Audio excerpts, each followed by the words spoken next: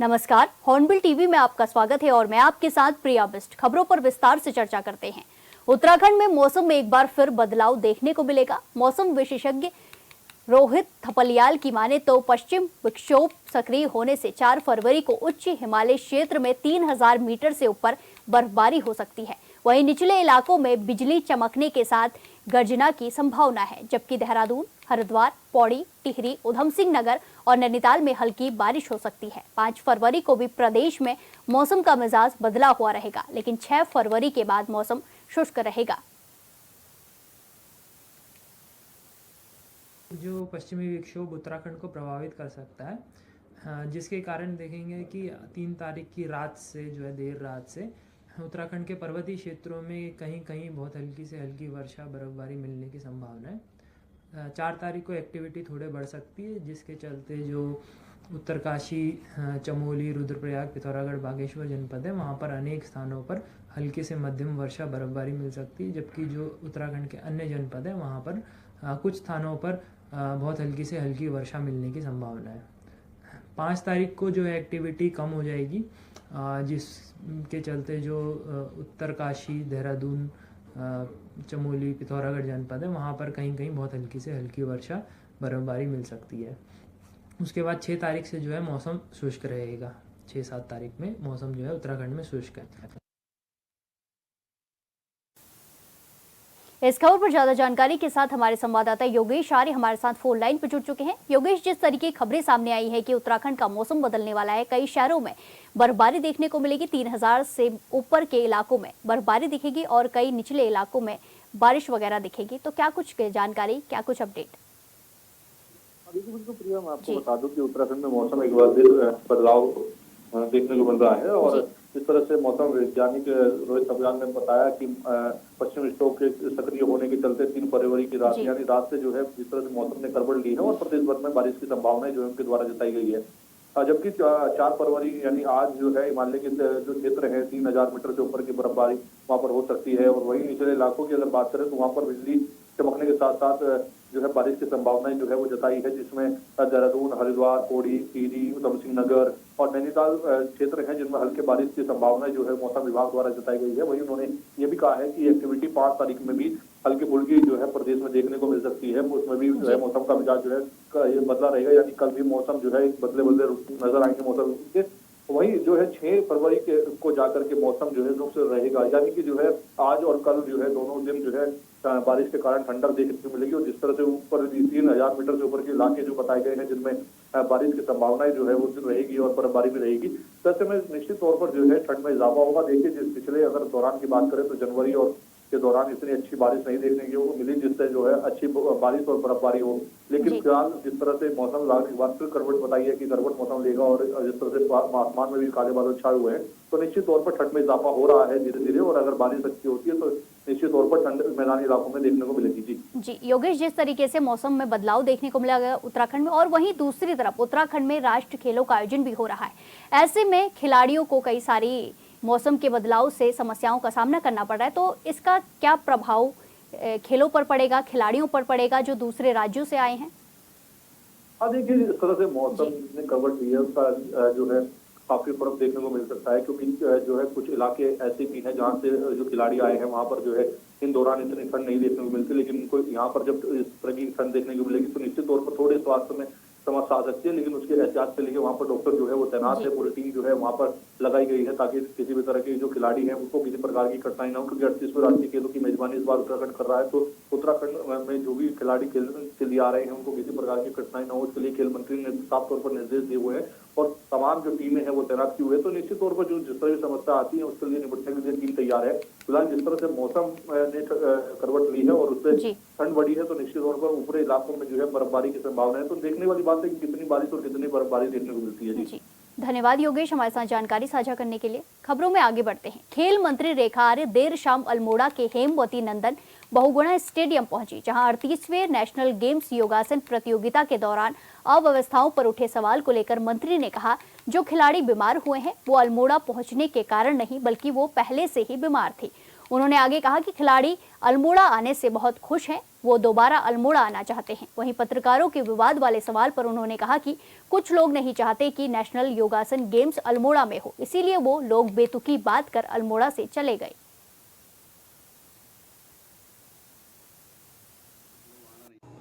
अल्मोड़ा में योगासना को लेकर माननीय मुख्यमंत्री जी के सहयोग के साथ में अपने पहाड़ी जनपदों में 38 नेशनल गेम का इवेंट रखवाने का एक संकल्प लिया गया और उस संकल्प को आप हम सब लोग शिखर तक में पहुंचते हुए आज लगातार हम देख रहे हैं। निश्चित रूप से पहाड़ों पर चाहे वो कोई सी भी खेल एक्टिविटी हो या कोई और भी ऐसी कोई चीज़ हो, जब पहुंचाई जाती है तो बहुत लोगों को ये लगता है कि ये व्यवस्था केवल मैदान तक सीमित रहनी चाहिए।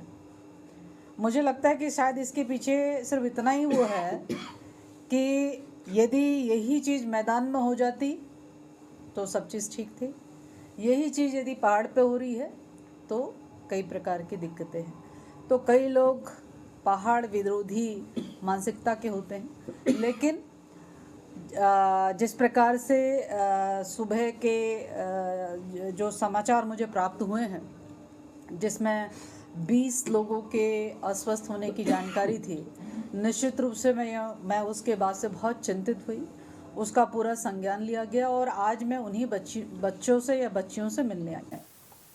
38वें राष्ट्रीय खेलों के अंतर्गत अल्मोड़ा में हो रही योगासन प्रतियोगिता में ट्रेडिशनल योगासन एकल महिला वर्ग की प्रतियोगिता हुई, जिसमें पश्चिम बंगाल की ऋतु मंडल ने स्वर्ण पदक हासिल किया। इस प्रतियोगिता में पश्चिम बंगाल की ही साथी मंडल की सिल्वर, तो वहीं कर्नाटक की अनन्या और महाराष्ट्र की सुहानी बाऊराव दोनों को समान अंक आने पर कांस्य पदक हासिल हुआ।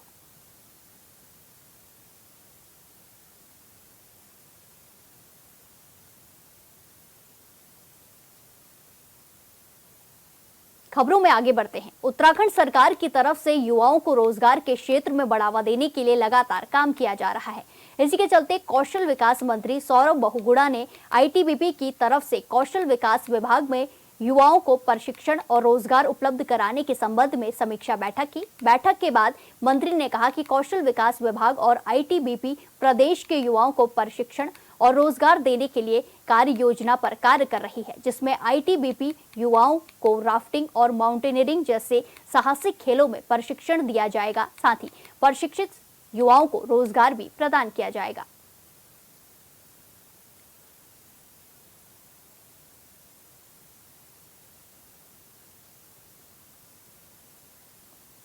हमारे कौशल विभाग, स्किल डेवलपमेंट विभाग ने और आईटीबीपी के जो हमारे गुंजियाल जी हैं उनके साथ हुई है, और उसमें आईटीबीपी से हमने रिक्वेस्ट करी थी पिछली बार कि अगर आप स्किल डेवलपमेंट विभाग में भी हमारे साथ मिलके युवाओं को ट्रेन करने में और उनको रोजगार दिलाने में मदद कर सकते हैं, तो आप कोई प्रोग्राम है तो ऐसा बताइए। तो आज आईटीबीपी से संजय गुंजियाल जी और उनकी टीम ने हमको एक प्रपोजल सौंपा है, जिसमें वो राफ्टिंग और माउंटेनियरिंग में हमारे उत्तराखंड के बच्चों को ट्रेन करना चाहेंगे और उसके बाद उनको जॉब क्रिएशन करेंगे। ये पहली बार पहल होगी कि स्किल डेवलपमेंट विभाग और आईटीबीपी फिर एमओयू साइन करेगा, और उसमें 16 बच्चों का एक बैच होगा जिसका जो भी खर्चा है वो स्किल डेवलपमेंट विभाग देगी। उनको ट्रेनिंग और सर्टिफिकेशन का काम आईटीबीपी करेगी और उनको प्लेसमेंट दिलाने का काम भी आईटीबीपी के माध्यम से किया जाएगा। ये बहुत अच्छी पहल है, क्योंकि इससे हमारे उत्तराखंड के हमारा उत्तराखंड जो है वो एक टूरिज्म क्षेत्र से प्रभावित क्षेत्र है। यहाँ पर राफ्टिंग की, माउंटेनियरिंग की बहुत अपार संभावनाएं हैं, और जो हमारे उत्तराखंड के बच्चे हैं उनको आईटीबीपी जैसी संस्था के साथ काम करके ट्रेनिंग करने का मौका मिलेगा और अपना रोजगार उत्पन्न करने का मौका भी मिलेगा। उसी के साथ साथ मैं आईटीबीपी का धन्यवाद भी करता हूँ, मुख्यमंत्री जी का भी धन्यवाद करता हूँ कि पिछले 3 से 4 महीने पहले हमने आईटीबीपी के साथ, पहली स्टेट थी इंडिया की जिसने आईटीबीपी के साथ एनिमल हस्बेंड्री विभाग में भी एक एमओयू साइन किया था, और उसका बहुत अच्छा रिजल्ट देखने को मिल रहा है कि हमारे जो पशुपालक हैं, मत्स्य पालक हैं, 4 महीने में लगभग 1.25 करोड़ की बाइंग आईटीबीपी के माध्यम से कर दी गई है, और इस साल उसकी क्षमता और बढ़ाई जाएगी मार्च के बाद। तो इससे हमारे युवाओं को भी रोजगार उत्पन्न हुआ है, हमारे जो पशुपालक और मत्स्य पालक हैं उनको भी अच्छा प्राइस मिला है, 2 दिन के अंदर उनके अकाउंट में डीपीपी पेमेंट हुआ है। तो इसी को देखते हुए हमने आईटीबीपी के साथ स्किल डेवलपमेंट विभाग में बच्चों को माउंटेनियरिंग और राफ्टिंग में भी एक MOU साइन करने की बात कही है। मुझे उम्मीद है कि बहुत जल्दी ये MOU साइन होगा और हमारे युवाओं को रोजगार भी उत्पन्न होगा और कहीं ना कहीं टूरिज्म क्षेत्र में लोग। आयुष्मान योजना का लाभ ले रहे अपात्र लोगों की छटनी स्वास्थ्य विभाग ने शुरू कर दी है। आयुष्मान निदेशक विनोद टोलिया ने बताया कि बड़े पैमाने पर लोगों के राशन कार्ड निरस्त हुए हैं, जबकि उसके बाद भी लोग आयुष्मान योजना का लाभ ले रहे हैं। लेकिन अब विभाग ने भी इन अपात्र लोगों की छटनी शुरू कर दी है। डॉक्टर ने बताया कि हर दिन लोगों का डेटा चेक किया जा रहा है और खाद्य विभाग से मिले राशन कार्ड का मिलान किया जा रहा है, जिसके तहत अपात्र लोगों के आयुष्मान कार्डों को निरस्त किया जा रहा है। पिछले दिनों ये जानकारी में आया कि कुछ ऐसे भी लोग योजना का लाभ ले रहे हैं, आयुष्मान योजना का लाभ, जो कि राशन कार्ड से जिनकी पात्रता हट चुकी है और चूँकि विदित होगा या पता होगा कि आयुष्मान कार्ड बनाने के लिए राशन कार्ड होना आवश्यक है, तो राशन कार्ड के आधार पर उनके द्वारा आयुष्मान कार्ड तो बना लिया गया है। लेकिन अगर राशन कार्ड उनका हट गया है तो ऐसे लोगों को भी आयुष्मान कार्ड को भी निरस्त करने के प्रयास जारी है और निरस्त करने की प्रक्रिया प्रारंभ भी कर दी गई है। प्रतिदिन जो है टीम बैठ रही है और इस पे जो है निरस्तीकरण का कार्य साथ साथ भी करते चले जा रही। तो इससे फायदा ये होगा कि जो पात्र व्यक्तियों को लाभ मिलेगा और जो हमारा राज्य का राजकोष है उसमें अनावश्यक व्यय पर हम नियंत्रण पा सकें। प्रधानमंत्री नरेंद्र मोदी के प्रस्तावित भ्रमण कार्यक्रम को लेकर चल रही तैयारियां जोरों पर हैं। वहीं पीएम के दौरे को लेकर ग्रामीणों में भी भारी उत्साह दिखाई दे रहा है। इस संबंध में गंगोत्री विधानसभा के विधायक सुरेश चौहान का कहना है कि पीएम मोदी विकास पुरुष हैं, जिनको देखने के लिए यहाँ के लोगों में काफी उत्साह है। अगर पीएम मोदी गंगोत्री धाम मुखवा में पहुंचते हैं तो निश्चित तौर पर केदारनाथ के तर्ज पर यहाँ भी काफी विकास हो जाएगा और पर्यटन की अपार संभावनाएं बढ़ेंगी। उनका कहना है कि मुखवा हर्षिल क्षेत्र में कई कार्य कराए जा रहे हैं। प्रधानमंत्री के संभावित दौरे को लेकर हर्षिल सहित आसपास के अन्य हेलीपैड, सड़कों और पार्किंग स्थल सजाए जा रहे हैं।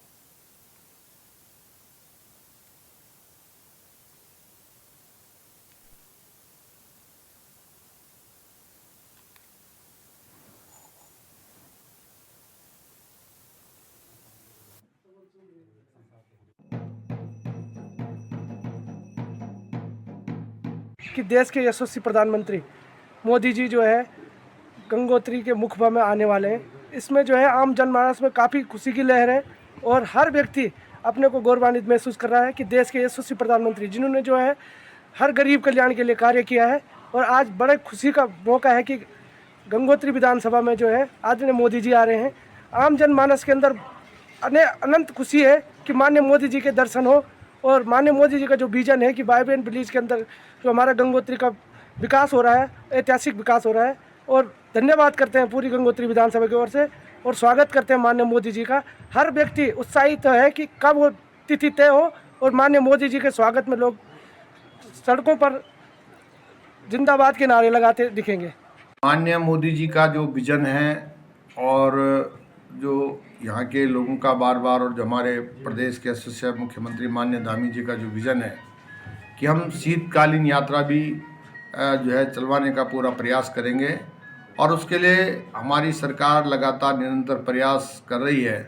और अगर माननीय मोदी जी मुखबा गंगोत्री में पहुंच जाते हैं तो उससे यहाँ पर यात्रा की बहुत अपार संभावनाएं, बहुत ज़्यादा लोग यहाँ पर आएंगे, बहुत सारे श्रद्धालु ऐसे भी आते हैं, लेकिन और ज़्यादा यात्रा बढ़ेगी और जो हमारी शीतकालीन यात्रा है वो भी अच्छी जो है प्रारंभ होगी और जो हमारी तमाम जो घाटियाँ हैं, रमणीक घाटियाँ हैं, उसको देखने के लिए देश और विदेश का जो तीर्थाटन पर्यटन है वो भी यहाँ पर पहुँचेगा लोगों के। आज इस खबर पर ज्यादा जानकारी के साथ हमारे संवाददाता दीपक नौटियाल हमारे साथ फोन लाइन पर जुड़ चुके हैं। दीपक, जिस तरीके से खबरें सामने आ रही हैं कि प्रधानमंत्री उत्तराखंड आने वाले हैं, उनका प्रस्तावित दौरा रखा गया है, ऐसे में क्या कुछ व्यवस्थाएं की गई हैं, क्या कुछ लोगों में उत्साह देखने को मिल रहा है?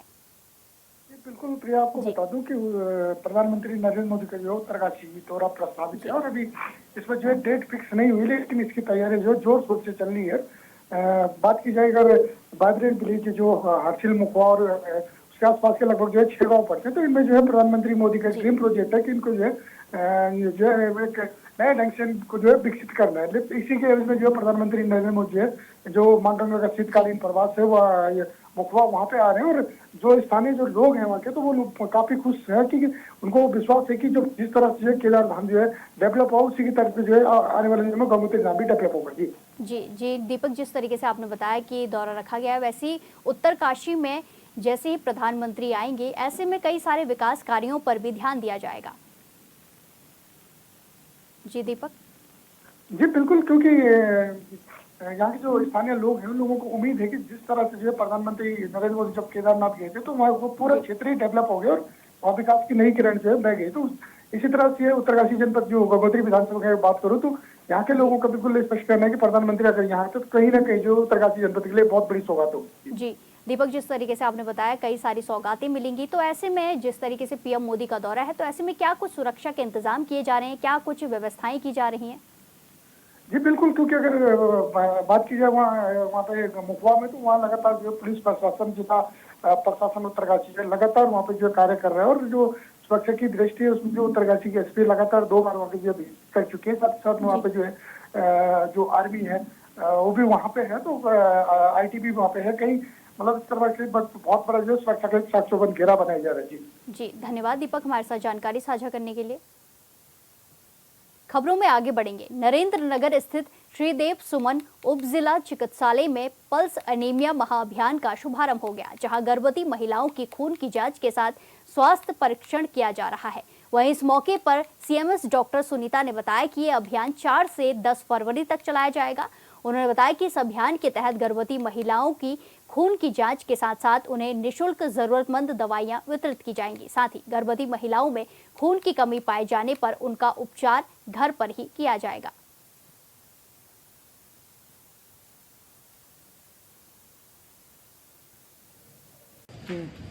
ये हमारी सरकार द्वारा बहुत ही अच्छा अभियान चलाया जा रहा है। मैं मीडिया के माध्यम से सभी महिलाओं को और बच्चों को यही कहना चाहूँगी कि इस अभियान को ज़्यादा से ज़्यादा सक्सेसफुल बनाएं, और इसमें मुफ्त चेकअप किया जा रहा है, तो इसका लाभ उठाएं और अपने उत्तराखंड को एनीमिया मुक्त उत्तराखंड बनाने में अपना सहयोग दें। जो ANM हैं, आशाएं हैं, आंगनवाड़ी वर्कर्स हैं, ये अपने क्षेत्र के में जितने भी महिलाएं हैं उनको सर्च करेंगी, ढूंढेंगी, प्रेग्नेंट जो हैं उनको भी ढूंढेंगी और उनका हीमोग्लोबिन चेक करेंगे। वो तो हीमोग्लोबिन की अलग अलग कैटेगरीज होती हैं, माइल्ड, मॉडरेट, सीवियर, और जो भी प्रेग्नेंट लेडी हाई रिस्क होगी, मतलब उनका हीमोग्लोबिन 8 से कम होगा, उनको वो रेफ़र करेंगे स्वास्थ्य केंद्र पर जहाँ पर उनका ट्रीटमेंट होगा। इंजेक्शन वगैरह देंगे उनको, आयरन इंजेक्शंस, और गोली देंगे। जो मॉडरेट, माइल्ड और मॉडरेट है उनको गोली टैबलेट देंगे आयरन की। उनका इलाज भी कराया जाएगा अगर कोई लेडी एनीमिक निकलती है। प्रोग्राम कब से कब तक चलेगा ये 3 फरवरी से लेकर 10 फरवरी तक। 3 फरवरी को स्वास्थ्य केंद्र पर चलेगा, और उसके बाद क्षेत्र में अपने अपने क्षेत्र में जाके वो सर्च करेंगे पेशेंटों को।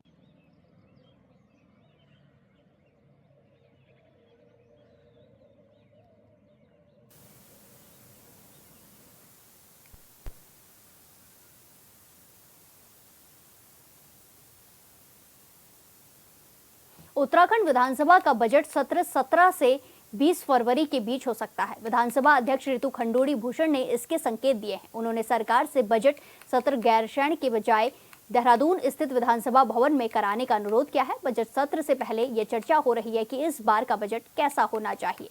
राज्य सरकार ने इसके लिए जनता से राय मांगी है। इधर विपक्ष इसे लेकर तंज कस रहा है। ये खबर आपको दिखा रहे हैं जहां 17 फरवरी से 20 फरवरी तक बजट सत्र संभव रखा गया है। उत्तराखंड में ये खबर आपको दिखा रहे हैं, बजट सत्र रखा गया है जहां इस बार 10% बजट बढ़ाने की चर्चा हो रही है। बजट के लिए जनता से सुझाव मांगे गए हैं। इसी के साथ 17 फरवरी से 20 फरवरी तक बजट सत्र संभव है, ऐसी संभावनाएं नजर आ रही है। ये खबर आपको दिखा रहे हैं जहां उत्तराखंड में 17 फरवरी से 20 फरवरी तक बजट सत्र हो सकता है, जिस पर कई सारे जनता के सुझाव मांगे गए हैं। इस बार 10% बजट बढ़ाने की चर्चा बजट को लेकर 10% बजट फीसदी बढ़ाने की चर्चा चल रही है। जनता से इसके लिए सुझाव मांगे गए हैं और 17 फरवरी से 20 फरवरी तक बजट सत्र होने की संभावनाएं नजर आ रही हैं। ये खबर आपको उत्तराखंड से दिखा रहे हैं जहां इस बार 10% बजट बढ़ाने की चर्चा हो रही है। बजट की तैयारियों में उत्तराखंड सरकार जुटी हुई है।